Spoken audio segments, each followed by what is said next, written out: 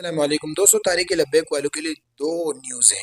ایک یہ کہ تاریخ لبیک کا سربراہ اسد حسین رضوی صاحب کہاں ہے، اور دوسری بات یہ کہ ٹی ایل پی اور پی ٹی آئی کا اتحاد ہو سکتا ہے یا نہیں، کیا مستقبل میں ہوگا یا نہیں، ماضی میں کیا کچھ ہوا ہے اور مستقبل میں کیا کچھ ہوا ہے، اسی ویڈیو کے اندر آپ کو بتائیں گے۔ ویڈیو کو لازمی آخر تک دیکھنا ہے۔ چینل پر نہیں تو کائنڈلی چینل کو سبسکرائب کرنا آپ لوگوں نے نہیں بھولنا ہے۔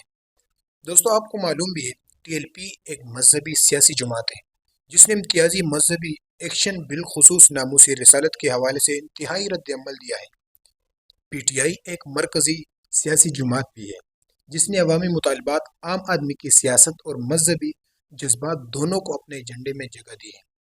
دونوں جماعتوں کا سیاسی جغرافیہ، کارکنان، مباحثے اور احتجاجی حکمت عملی مختلف نوعیت کی ہے، مگر کچھ معاملات میں ان کے سیاسی راستے ملے بھی ہیں۔ دوستو، آپ کو معلوم ہے کہ تاریخ لبیک پر جو ظلم ان کے وقت میں ہوا وہ بھی آپ لوگوں کے سامنے ہے، اور کیا کچھ نہیں ہوا وہ بھی آپ لوگوں کے سامنے ہے۔ تو کیا ہو سکتا ہے، کیا تاریخ لبیک اور پی ٹی آئی آپس میں اتحاد کر سکتے ہیں یا نہیں، اور ماضی میں جو کچھ ہوا تھا کیا اس کو تاریخ لبیک بلا سکتی ہے یا نہیں، یا ہاتھ بڑھائے گا۔ اسے آپ کو معلوم بھی ہے کہ پی ٹی آئی کے حکومت کے دوران ٹی ایل پی کے احتجاجی اور اسٹیٹ سطح کے دباؤ نے سیاسی قوت کے سامنے چیلنج پیدا کیا، اور حکومت نے بعض اوقات مذاکرات اور معاملات کے ذریعے ان سے نپٹنے کی کوشش بھی کی۔ دوستو، بعض تجزیہ کاروں کے مطابق پی ٹی آئی نے ٹی ایل پی کو اپنی سیاسی حکمت عملی کا حصہ بنانے کی کوشش کی ہے، خاص طور پر مذہبی ووٹ بینک اور احتجاجی طاقت کو مد نظر رکھتے ہوئے۔ لیکن وزیر اعلیٰ کے پی کے وہ بھی تاریخ لبیک کے حق میں بول پڑا، اور وہ کہتا ہے کہ جو ان کے اوپر مرید کے میں ہوا وہ بالکل زیادتی ہے اور ایسی زیادتی نہیں ہونی چاہیے۔ لیکن دوستو یاد رکھیے، دوسری طرف مثال کے طور پر ٹی ایل پی نے 2021 میں بڑے احتجاج کیے تھے جن پر حکومت نے مذاکرات کیے تھے۔ یہ ایک ایسی صورت جہاں اتحاد سے زیادہ مفاہمت کی نوعیت نظر آتی ہے۔ لیکن اتحاد کیوں ممکن نہیں ہے؟ اگر پی ٹی آئی کو مذہبی جماعت کے اثرات اور ووٹ بینک کی تلاش ہو تو ٹی ایل پی ایک موقع فراہم کر سکتی ہے، لیکن ٹی ایل پی کی سڑک پر آواز بلند کرے یہ صلاحیت جو کہ سیاست میں دباؤ کے طور پر کام کر سکتی ہے۔ مذہبی ایشوز جیسے ناموسی رسالت، شریعت کے نفاذ وغیرہ جہاں دونوں جماعتوں کی سیاست مل سکتی ہے، لیکن اتحاد میں رکاوٹیں اور تنازعات کیوں ہیں؟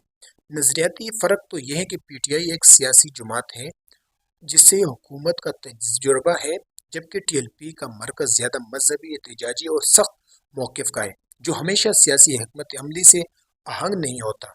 حکومت نے اعلان کیا ہے کہ اب وہ سخت اقدامات اٹھا رہی ہے، جیسے کہ ٹی ایل پی کے خلاف کارروائی کی خبروں میں آیا ہے۔ دوستو یاد رکھیے، عوامی سطح پر یہ فکر پائی جا رہی ہے کہ مذہبی جماعتوں کے ساتھ سیاسی اتحاد کے نتیجے کیا ہوں گے۔ کیا ملک کی شریعت یا ترقی کے لیے مفید ہے؟ لیکن اتحاد کے لیے ضروری ہے کہ دونوں جماعتیں ایک دوسرے پر اعتماد کریں، مشترکہ ایجنڈا بنائیں، مگر ماضی میں یہی فقدان رہا ہے، کیونکہ آپ کو معلوم ہے کہ پی ٹی آئی والوں نے تاریخ لبیک والوں پر کیسے ظلم کیا تھا، لیکن وہ کیا تھا، کون تھے، کہاں سے آئے، وہ اس کو واضح کرنا ہوگا۔ لیکن اس وقت تاریخ لبیک کے متعلق اور پی ٹی آئی کے متعلق بہت بڑی خبریں آ رہی ہے۔ حالیہ برسوں میں ٹی ایل پی نے احتجاجی طاقت دوبارہ دکھائی ہے اور حکومت نے سخت اقدامات کا اعلان کیا ہے۔ پی ٹی آئی کی سیاسی صورتحال بدل رہی ہے اور اس کے مذہبی جماعتوں کے ساتھ تعلقات کا نیا جائزہ درکار ہے، کیونکہ پی ٹی آئی کے اندر جو ان کے بڑے سربراہان تھے وہ اب اس وقت جو تھے وہ اب نہیں ہیں، بلکہ وہ نئے لوگ پی ٹی آئی کے اندر داخل ہو رہے ہیں، جیسے وزیر اعلیٰ کی پی کے وہ بھی اب وزیر اعلیٰ بنا ہے اور ظلم کے خلاف آواز اٹھا رہے ہیں۔ دوستو، سوشل میڈیا اور عوامی رابطے کے ذریعے دونوں جماعتیں نئی حکمت عملی اختیار کر رہی ہے، لیکن مستقبل کی سمت کیا ہے؟ اگر دونوں جماعتیں اتحاد کریں گے تو ممکنہ نتائج مذہبی اور سیاسی کے بارے میں ہیں۔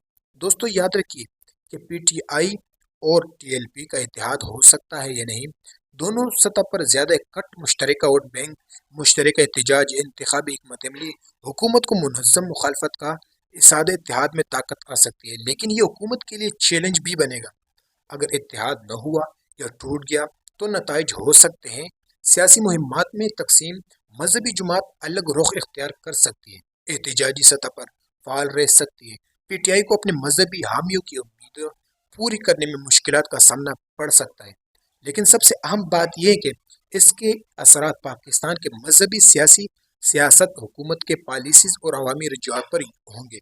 دوستوں بھی آپ کو پتہ بھی ہے کہ حکومت کبھی بھی نہیں چاہے گا کہ پی ٹی آئی اور تحریک لبیک اکٹھا ہو جائے، لیکن تحریک لبیک پر جو ان وقت میں ظلم ہوا ان کو سامنے رکھتے ہوئے کیا تحریک لبیک ان کے ساتھ معاہدہ کرے گی یا نہیں؟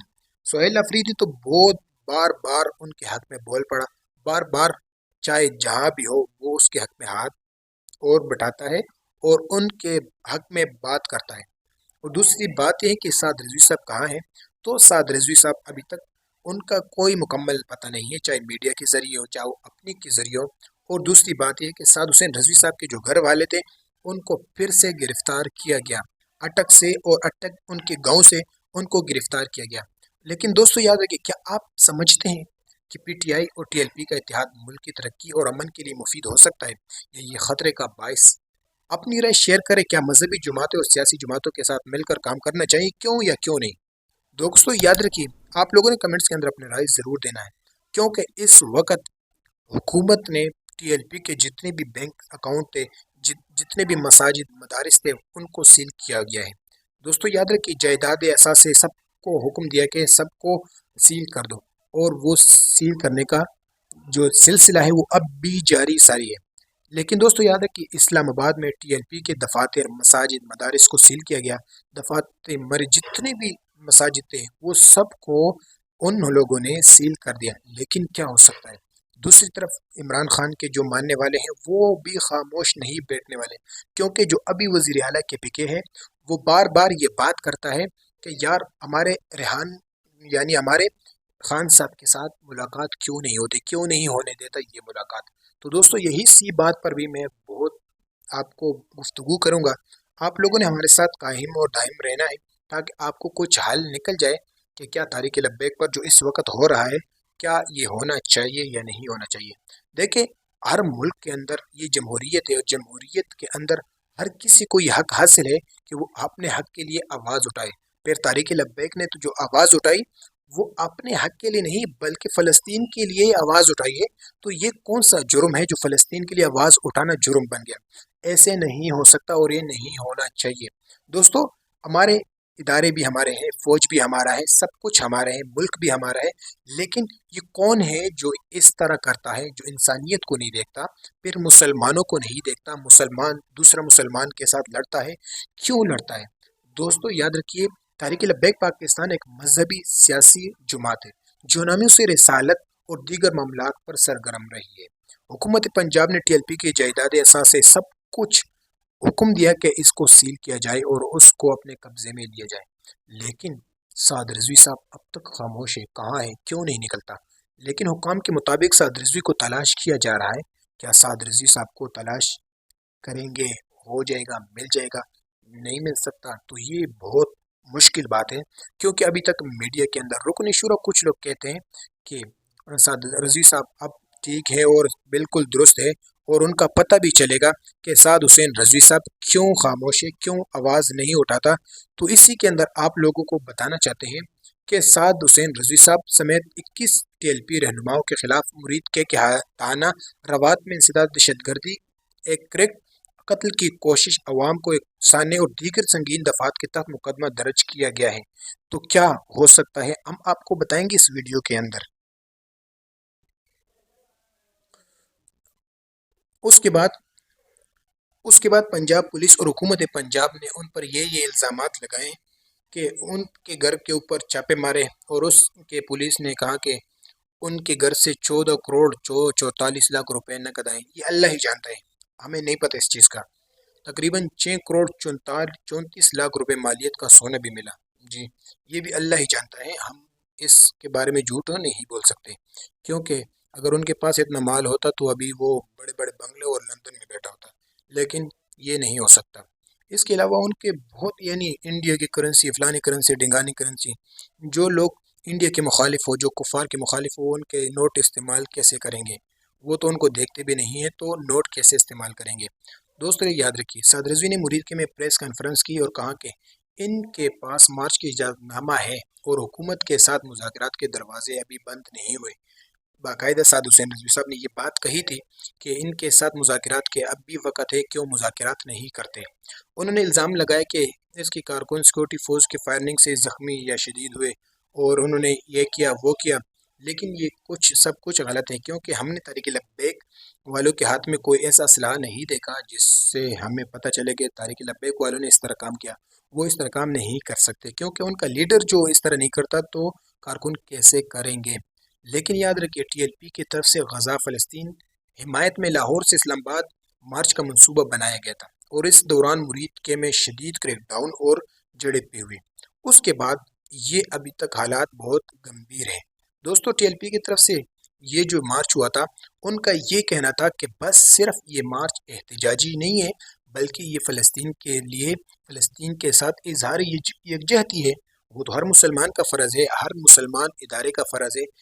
फिर तो ये पाकिस्तान कलमे के नाम पर बना, फिर इसका बड़ा हक है कि वो इसके बारे में, फ़लस्तीन के बारे में बात करे।